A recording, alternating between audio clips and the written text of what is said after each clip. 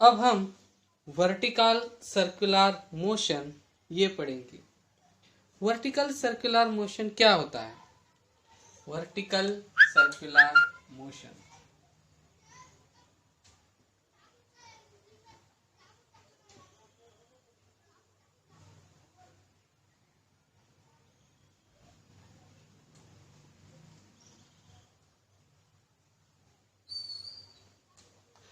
इस vertical circular motion के अंदर हम पढ़ेंगे कि इसके कितने टाइप होते हैं। अब वर्टिकल सर्कुलर मोशन के दो टाइप होते हैं। एक होता है vertical circular motion which is not in control of only gravity. It can be controlled by manually. And another type is vertical circular motion which is controlled only by gravity. That means if we move a string which has binded by one end with a stone and vertically, then it is when we start we apply force, then after some time it will stop. This will stop because of the gravity, hence it is our second type, vertical circular motion controlled by only gravity. And another type is vertical circular motion controlled by not only gravity, that is a giant wheel. In farewell we generally use these giant wheels. These are not controlled by a gravity only, it is controlled manually, that is sometimes in the form of current or in the form of mechanical force. Hence these are two types. अब हम एक consider करेंगे कि vertical circular motion होने के समय दोस्तों एक बात याद रखना, जब हम ये फिजिक्स पढ़ेंगे तब एकदम सीधी सादी तरीके से पढ़ेंगे। अगर आपको सीधी तरीके से पढ़ना है तो मेरे साथ बने रहिए, हमारे इस YouTube चैनल को सब्सक्राइब करिए और देखते रहिए हर रोज़ एक वीडियो। आप अगर रोज़ देखते रहेंगे तो जाहिर है मेरा भी उत्साह बढ़ता रहेगा और जैसे जैसे मुझे लगेगा कि ज़्यादा से ज़्यादा लोगों तक पहुंच रहा है मुझे भी अच्छा ही लगेगा, इसलिए सब्सक्राइब करना मत भूलिए। अब हम कंसिडर करेंगे point mass undergoing vertical circular motion. Point mass undergoing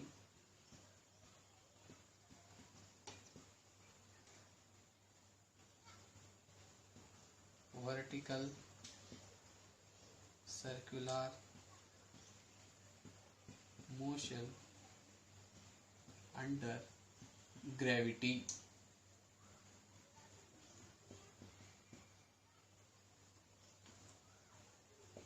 कुछ नहीं है दोस्तों, एकदम आसान है। बस आप एक बात और मेरी एक बार सुन लीजिए, हम जो पढ़ रहे हैं ये फिजिक्स का वर्टिकल सर्कुलर मोशन पॉइंट है, कक्षा 12 का। इसमें हम point mass undergoing vertical circular motion under gravity पढ़ेंगे। तो दोस्तों अब एक बात आप याद रखिए और ध्यान में भी रखिए, कुछ अलग नहीं है, बस आप कुछ कर रहे हो, करते तो आप हमेशा है कुछ ना कुछ, लेकिन फिजिक्स उसमें एक एक पॉइंट को स्टडी करता है। बस आप समझ लीजिए, suppose a string and one end of the string is binded by a point mass, that is a small mass, and which are revolving it in a vertical way like that. As we revolve it, the stone will perform circular motion. The point mass perform a circular motion, and my hand where I have caught the string, it is the center of the circle. Simple experiment. देखिए, ये मैंने यहाँ पर धागे को पकड़ा है और ये धागे की है लंबाई।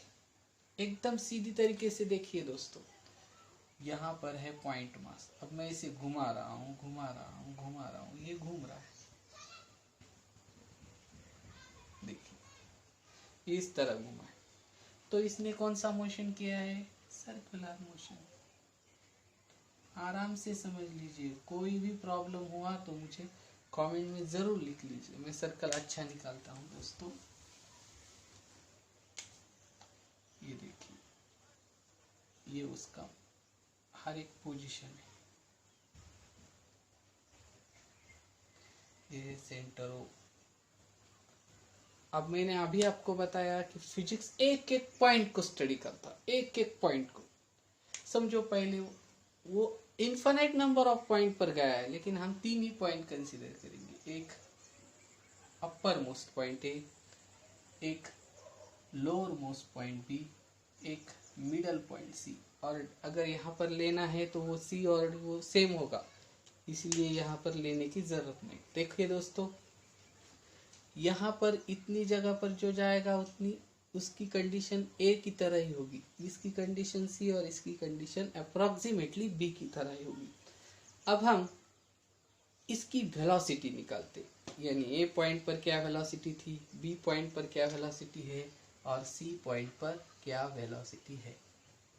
अब दोस्तों पहले हम कंसीडर करेंगे इस पर कौन कौन से फोर्स एक्ट हो रहे हैं। आपको पता है यहाँ पर ये पॉइंट जो है, स्टोन जो है, स्टोन का वेट mg एक्ट हो रहा है और धागे का जो टेंशन है वो एक्ट हो रहा है। अब अगर मैं इसे घुमा रहा हूं ऐसे, तो अगर वो ऊपर चला गया तो अलग अलग है। अब देखिए यहाँ पर टेंशन और वेट की डायरेक्शन अलग अलग है।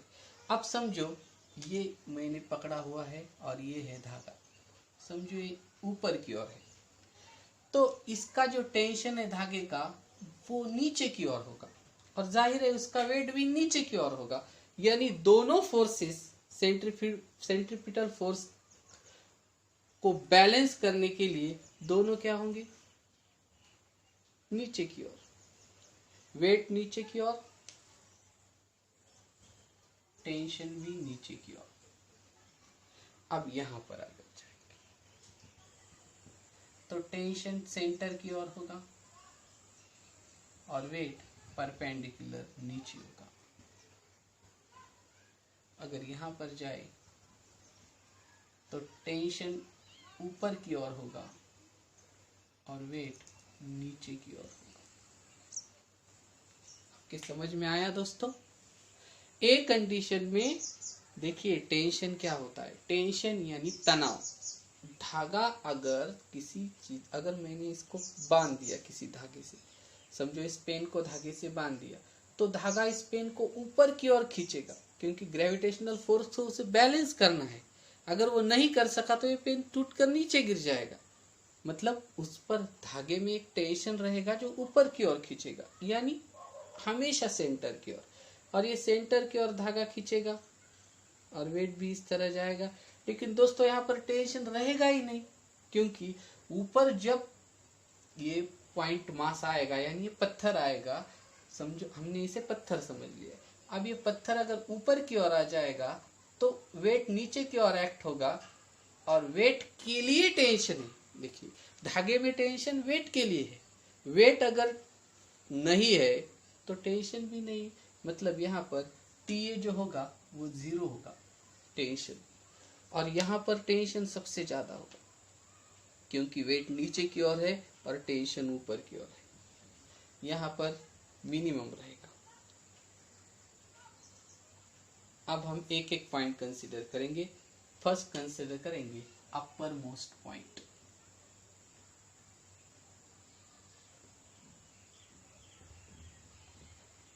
ए,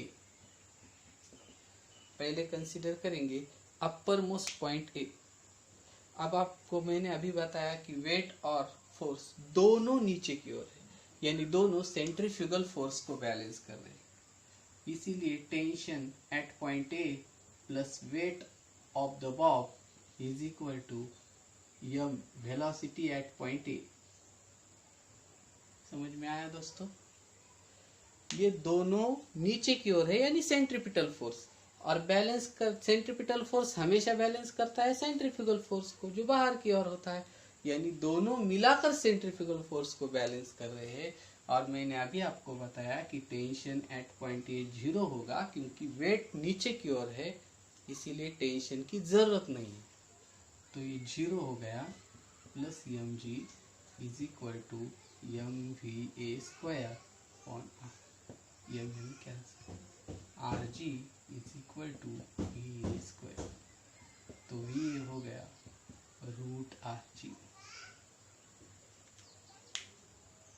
तो यहाँ पर हमने अपर मोस्ट पॉइंट कंसिडर किया है ए, और ए के यहाँ टेंशन भी नीचे की ओर है और वेट भी नीचे की ओर है, इसीलिए वेट टेंशन की जगह लेता है। टेंशन बिल्कुल नहीं रहता है धागे में, धागा ढीला पड़ जाता है ऊपर वेट चले जाने के बाद, इसलिए टेंशन 0 रहता है। और हमने जो देखा है कि दोनों एक तरफ है, मतलब ये सेंट्रीफ्यूगल फोर्स को बैलेंस कर रहे हैं। यहाँ पर यम यम कैंसिल होकर हमें वेलोसिटी एट पॉइंट ए मिली है रूट आर जी। यहाँ पर मैं लिख लेता हूँ velocity at point A is root R G. R यानी रेडियस है इस सर्कल का, और G acceleration due to gravity. अब हम कंसीडर करेंगे लोअर मोस्ट पॉइंट।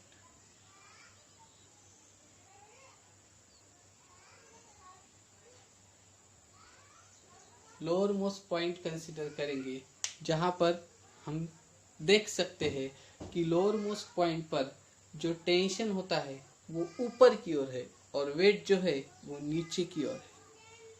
पर आता है lower most point. Lower most point के लिए टेंशन जो होता है वो ऊपर की ओर एक्ट होता है, और जो वेट होता है वो वेट नीचे की ओर एक्ट होता है।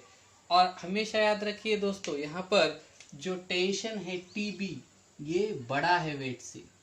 अगर ये वेट से छोटा होगा तो धागा टूट जाएगा। टेंशन बड़ा है, वेट छोटा है यहाँ पर, इसलिए टेंशन से हम वेट माइनस करेंगे, और जो दोनों का सब्ट्रैक्शन है, अलग अलग दिशा है इसलिए सब्ट्रैक्शन, वेक्टर क्वांटिटी टेंशन यानी फोर्स, और वेट भी एक ग्रेविटेशनल फोर्स ही है। यहाँ पर दोनों क्वांटिटीज का सब्ट्रैक्शन होगा क्योंकि डायरेक्शन अपोजिट है, और वो बैलेंस करेंगे सेंट्रीफ्यूगल फोर्स को। यहाँ पर टेंशन 0 नहीं रहेगा, VB square P A minus M G is equal to VB square upon R होगा। लेकिन दोस्तों जैसे ये घूमकर नीचे आ जाएगा, यानी ये वर्टिकल मोशन में घूमेगा, जैसे जैसे वो घूमेगा उसकी जो ड्यू जाने के बाद उसकी जो पोटेंशियल एनर्जी रहेगी वो ज्यादा रहेगी, क्योंकि आपको पता है the energy possessed by a body due to its position, जो पोजीशन के कारण होती है उसे पोटेंशियल एनर्जी कहते हैं। अब यहाँ पर ए पॉइंट पर थी इसीलिए उसकी पोजीशन हायर थी, और पोटेंशियल एनर्जी का आप फॉर्मूला जानते हैं, potential energy is equal to M G H. M यानी मास जो कांस्टेंट रहेगा बॉडी का, जी भी कांस्टेंट है, एच हाइट ही बदल जाएगी। अब हाइट नीचे आएगी, इसका मतलब पोटेंशियल एनर्जी कम होगी या ज्यादा? कम होगी। और जो पोटेंशियल एनर्जी कम होगी वही कन्वर्ट होगी काइनेटिक एनर्जी में। एक बार फिर दोस्तों समझिए, आपको पता है law of conservation of energy, the energy neither be created nor be destroyed, but one form of energy can convert into another form. Total energy in the universe remains constant.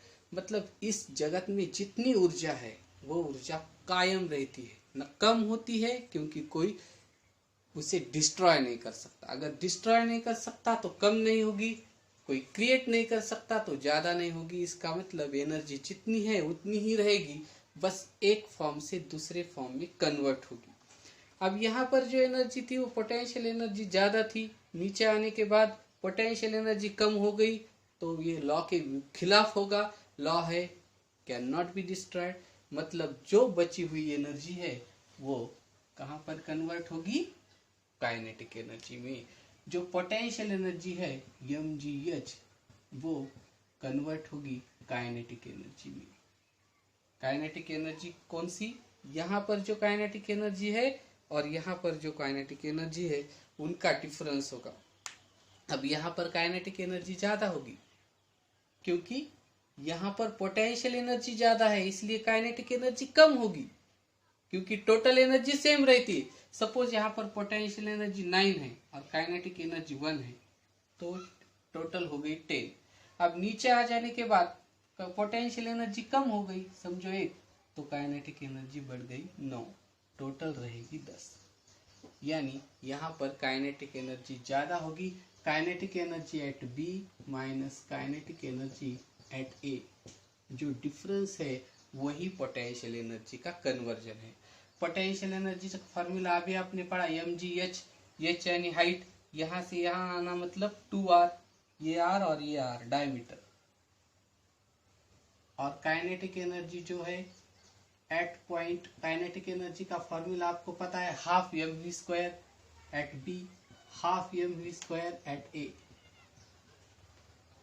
अब m2 mgr हो गया, और हमने यहाँ पर 1/2m common निकाला, vb² minus va², m cancel हो गया, 2 यहाँ पर आकर मल्टीप्लाई हो गया, 4rg is equal to vb² minus va², rg है, va² होगा